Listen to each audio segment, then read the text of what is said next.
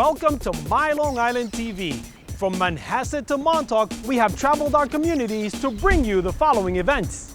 I'm your host, Waldo Cabrera. My Long Island TV starts now.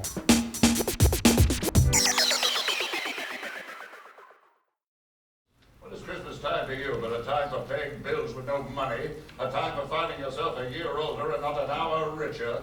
If I could work my will, every idiot who goes about with Merry Christmas on his lips should be boiled with his own pudding and buried with a stake of holly through his heart. Today was the day we presented a check to the American Red Cross of Long Island, which is a collection of our proceeds. So we really like to thank our patrons for the holiday show of A Christmas Carol.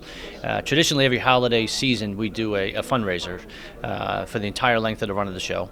And in the past, we funded Broadway Cares, Equity Fights AIDS, breast cancer awareness type of fun organizations. These are but the shadows of things that have been, that they are what they are.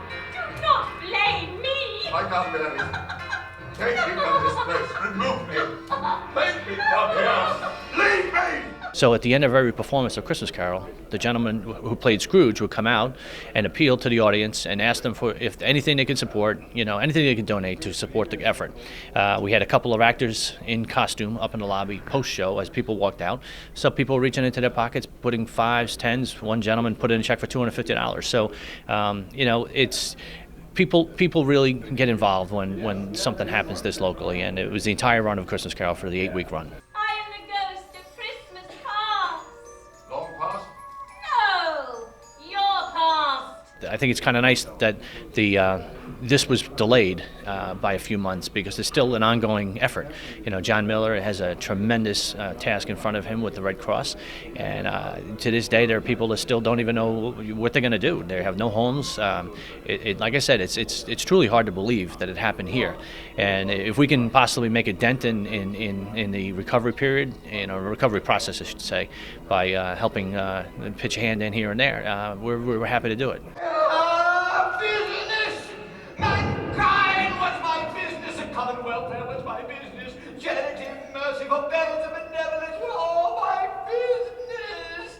The Engeman Theater is a great organization here on Long Island. I've been speaking with members of their staff for some months since the storm hit, and they offered to do a fundraiser for us here during their Christmas season. And without groups like the theater here, we're not able to do what we do for Long Islanders.